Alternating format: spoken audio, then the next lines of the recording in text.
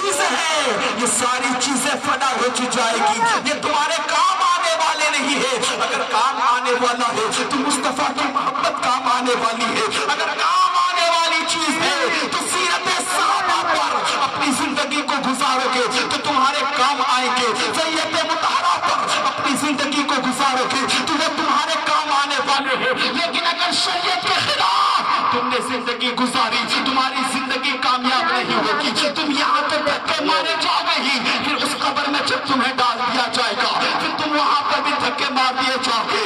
اللہ اکبر کبیرہ، آج ہم صرف سنتے ہیں عمل نہیں کرتے ہیں۔ حضرت محترم میں بتانا چاہتا ہوں حضرت عبداللہ بن عباس کا کیا عالم تھا کہ جب حضرت عبداللہ بن عباس قبرستان کے پاس سے گزرتے، حضرت عبداللہ بن عباس جب قبرستان کو جاتے آپ کی آنکھوں سے آنسوؤں کا جاری ہو جاتا۔ حضرت عبداللہ بن عباس روتے ہیں، اتنا روتے ہیں کہ آپ کی رونے کی وجہ سے آپ کی داڑھی مبارک بھیگ جاتی ہے۔ لوگ پوچھتے ہیں اے عبداللہ بن عباس آپ اتنا روتے کیوں ہے؟ قبرستان آتے ہیں آپ اتنا روتے کیوں ہے؟ حضرت عبداللہ بن عباس روتے کہتے ہیں اے میرے دوستو، اے لوگوں سنو، کیا تم نے نہ جگہ جو بھی پیدا ہوا ہے ان کو اسی جگہ پر آنا ہے، ایک دن ہمیں بھی اسی جگہ پر آنا ہے۔ آج ہم قبرستان میں یہ رو رہے ہیں کہ کل ہماری بھی باری آئے گی جب تمام لوگ یہاں پر لا کر کے مجھے چھوڑ کر چلے جائیں گے، اس قبر میں میرا ساتھ کون آئے گا؟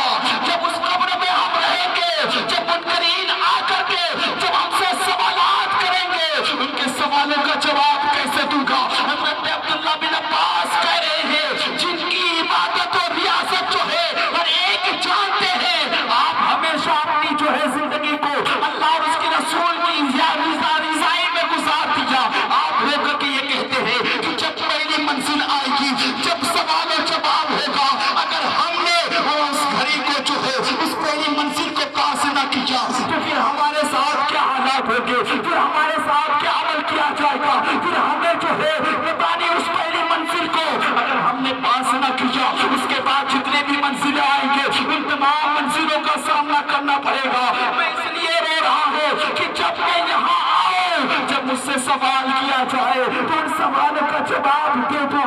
جب پہلی منزل ہمارے پاس ہو جائے گی تو آخر میں جتنے بھی منازل آئیں گے ہم سب پاس کر لیں گے، لیکن اگر ہم نے پہلی منزل کو پاس نہ کیا تو پھر آگے کے جتنے منازل آئیں گے ہم ان کو کیسے پاس کرتے ہیں؟ اس لیے رونا آتا ہے۔ لیکن آج کا مسلمان قبرستان سے گزرتا ہے، ہنستا ہوا گزرتا ہے، گانے کو سنتا ہوا گزرتا ہے، لیکن یاد نہیں کرتا دین کی زندگی ہے دوستو، 80 سالہ 100 سالہ زندگی ہے۔ ہر ایک انسان جانتا ہے پیدا ہوا مر گیا، اتنے آئے چلے گئے، باپ مر گیا، دادا مر گیا، پردادا مر گیا، لیکن یاد نہیں کرتا ہے کہ وہ جو مر گئے ہیں ان کے کون سے کام آئے ہیں؟ کیا ان کی زمینیں کام آ گئی؟ کیا ان کے کھیت کام آ گئے؟ کیا انہوں نے بڑی بڑی بلڈنگیں بنا دی ہے؟ وہ ان کے کام آئے نہیں، وہ کام آنے والا نہیں ہے۔ اگر قبر میں کام آنے والی کوئی چیز ہے تو آپ کا حسن عمل کام آنے والی چیز ہے۔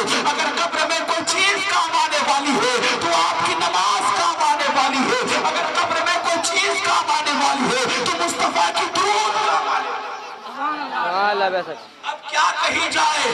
جب قرآن نے کہا اللہ سے ڈرو، ہم اللہ سے نہیں ڈرتے ہیں۔ اگر پاس میں کوئی پولیس کھڑی رہے ہم ان سے ڈر جاتے ہیں، اگر رات میں کوئی چیز دکھ جائے ہم ان سے ڈر جاتے ہیں، لیکن جس رب نے ہمیں پیدا کیا ہے، جو رب ہمیں رزق دے رہا ہے، اس سے نہیں ڈرتے ہیں۔ فرامین خدا پر ہمارا عمل نہیں ہے، فرامین مصطفیٰ پر ہمارا عمل نہیں ہے۔ ہم اور آپ یہ کہتے ہیں کہ ہم مسلمان ہیں، آپ کچھ چیز کے مسلمان رہ گئے ہیں، صرف گوشت کھانے کے مسلمان رہ گئے ہیں، صرف گوشت کھا کر کے اپنی زندگی کو گزارنے والے مسلمان رہ گئے ہیں۔ مسلمانوں، یہ ہماری زندگی صرف گوشت کھانے کی نہیں ہے بلکہ شریعت مطہرہ پر عمل کرنے کے لیے اللہ نے ہمیں کونوا مع الصادقین، سچوں کے ساتھ ہو جاؤ، ان جھوٹوں کے ساتھ نہ ہو، سچوں کے ساتھ ہو جاؤ، اچھوں کے ساتھ ہو جاؤ۔ اگر یہ دنیا کامیاب میں لانا ہے، اگر آخرت کو کامیابی میں لانا ہے تو سچوں کے ساتھ رہ کر کے اپنی زندگی کو گزارے، اچھوں کے ساتھ رہ کر کے اپنی زندگی کو گزارے۔ صحابہ اکرام अपने आप पर ये फख्र होगा कि आज हमें खाने को मिल रहा है, आज हमें अच्छे अच्छे लिबास पहनने को मिल रहा है। लेकिन सहाबा की जिंदगी का मुताला करें, सहाबा इकराम रज़ियल्लाहु ताला अन्हुम अजमईन की वो जिंदगी थी। प्यारो सुनो कि उनकी जिंदगी में एक वक्त का खाना भी नहीं मिलता था। अगर वो सुबह खाते थे तो 2-2 3 तक जो है खाना उन्हें नसीब नहीं हुआ करता था। आज के जो बूढ़े हैं उन्हें भी मालूम है कि जब उनका बचपना होता था शायद गांव में किसी के घर पे खाना पकता था, एक तो इंसान के घर में खाना पकता था, नहीं तो लोग ऐसे ही इधर उधर की चीजें खा करके अपनी जिंदगी को गुजारते थे। तो 1400 साल पुराने को चाहिए, सहाबा के पास एक कपड़ा नसीब नहीं होता था। सहाबा इकराम कपड़े पहनने के लिए पहुंचते थे, बड़ी बड़ी पत्तियों को सी करके काटे लगा करके अपने जिस्म पर लिबादा बनाते थे। जब कोई इंतकाल कर जाता उनको कफन भी नहीं नसीब हुआ करता।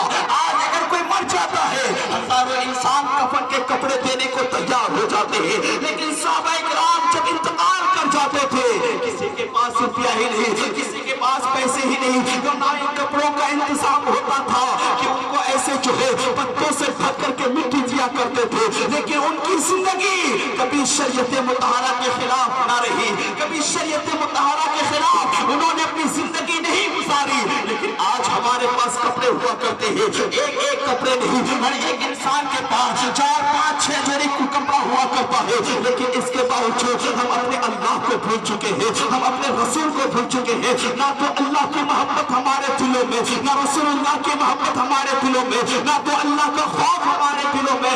मुसलमानों, जब हम और आप इस दुनिया की आग को बर्दाश्त नहीं कर पाते हैं, इस दुनिया के आग के करीब अगर हम खड़े हो जाते हैं तो हमें डर होता है कहीं ये आग जलाना दे, अगर उसके शोले आ जाए तो हमारे जिस्म को जला दिया जाता है। क्या कभी आपने गौर किया जब ये दुनिया की आग को हम बर्दाश्त नहीं कर पा रहे हैं, जिस्म तो यही है, यही जिस्म को लेकर के जाना है, ये दुनिया की आग को बर्दाश्त नहीं कर पाते, उस जहन्नम की आग को क्या बर्दाश्त करेंगे, उस जहन्नम की आग को कैसे बर्दाश्त करेंगे जिस जहन्नम को अल्लाह तबारक व तआला ने